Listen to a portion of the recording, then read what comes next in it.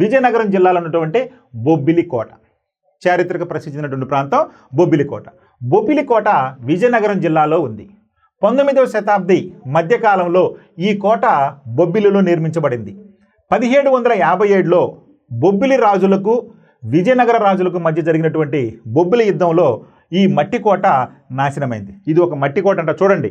అయితే ఈ మట్టి కోట ఎప్పుడు నాశనమైందయ్యా అంటే 1757లో బొబ్బిలి రాజులకు విజయనగర రాజులకు మధ్య జరిగినటువంటి యుద్ధంలో ఈ మట్టి కోట నాశనమైంది. తరువాత అదే పేరుతోటి తిరిగి దీన్ని నిర్మించడం జరిగింది. అంటే ఆ తర్వాత కాలంలో అదే ప్లేస్లో ఈ కోటను తిరిగి నిర్మించడం జరిగింది. ఇక్కడికి దగ్గరలోని గొల్లపల్లికి చెందిన సర్వసిద్ధ వడ్రంగులు ప్రసిద్ధి పొందిన బొబ్బిలి వీణను తయారు చేస్తున్నారు. Very very important. బొబ్బిలి వీణను తయారు చేసేవాళ్ళు ఎవరయ్యా అంటే గొల్లపల్లికి చెందినటువంటి సర్వసిద్ధ వడ్రంగులు. వడ్రంగులు అంటే చెక్క పని చేసేవాళ్ళు. సో సర్వసిద్ధి వడ్రంగులు ఈ యొక్క బొబ్బిలి వీణ చేయటంలో ఫేమస్. కాబట్టి బొబ్బిలి వీణ, అందుకనే బొబ్బిలి ప్రాంతానికి సమీపంలో వాళ్ళు ఉన్నారు కాబట్టి దానికి వాళ్ళు తయారు చేసినటువంటి వీణకు బొబ్బిలి వీణ అని చెప్పి పేరు వచ్చింది.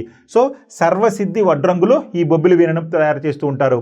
ఈ ప్రాంతం ఈ యొక్క విజయనగరానికి విజయనగరంలోని బొబ్బిలి ప్రాంతానికి సమీపంగా ఉంది కాబట్టి దాన్ని బొబ్బిలి వీణ అని చెప్పి అనటం జరిగింది. సో ఈ విధంగా ఇదిగోండి బొబ్బిలి కోట, అదేవిధంగా బొబ్బిలి వీణ కూడా ఇక్కడ మీరు చూడొచ్చు.